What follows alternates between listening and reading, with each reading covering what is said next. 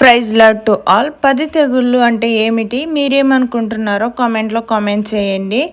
ఒకవేళ మీకు తెలియకపోతే తెలుసుకోండి. 10 తెగులు అంటే ఇజ్రాయిలీను బానిసత్వం నుండి విడిపించడానికి దేవుడు ఐగుప్తు దేశం పైకి పంపిన 10 రకాల భయంకరమైన శిక్షలు లేదా అద్భుత కార్యాలు. బానిసత్వం నుండి విడుదల.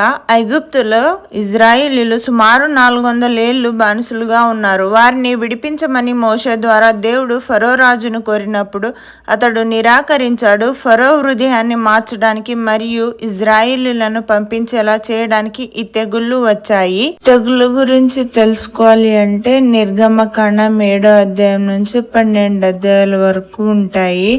ఫస్ట్ తెగుళ్ళు, నైలు నది నీరు రక్తంగా మారిపోయింది. చేపలు చనిపోయాయి. నీరు తాగడానికి వీలు లేకుండా పోయింది. రెండో తెగుళ్ళు, కప్పలు.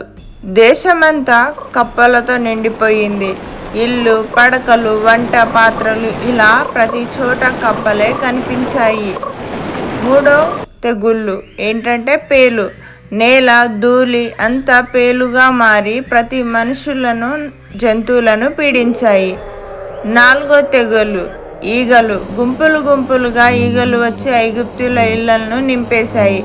ఐదో తెగుళ్ళు, పశువుల చావు. ఐగుప్తుల పశువులు, గుర్రాలు, గాడిదలు, ఒంటెలు అన్ని తెగుళ్ళు సోకి చనిపోయాయి. ఆరో తెగుళ్ళు, కురుపులు.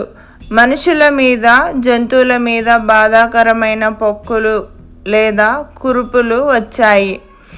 ఏడో తెగుళ్ళు, వడగండ్లు. భయంకరమైన వడగండ్లు వాన కురిసి పొలాలలోని పంటను, బయట ఉన్న జంతువులను, మనుషులను నాశనం చేసింది.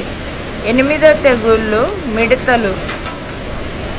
వడగండ్ల వాన వచ్చి మిగిలిన కొద్దిపాటి పంటను, చెట్లను మిడతల దండు వచ్చి పూర్తిగా తినేశాయి.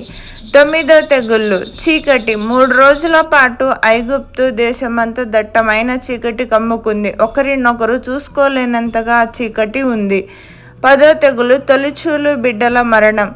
ఐగుప్తులోని ప్రతి మనిషి యొక్క మరియు జంతువు యొక్క మొదటి సంతానం మరణించేది. మన మీద కూడా ఎలాంటి శాపాలు, పాపాలు రాకుండా మనము ప్రార్థన పరంగా దేవుళ్ళు ఆత్మీయంగా బలపడేలాగున దేవుడు మనందరికీ సహాయం చేయనుగాక. Amen. God bless you. Support చేయండి, షేర్ చేయండి, లైక్ చేయండి, సబ్స్క్రైబ్ చేసుకోండి. Thank you so much.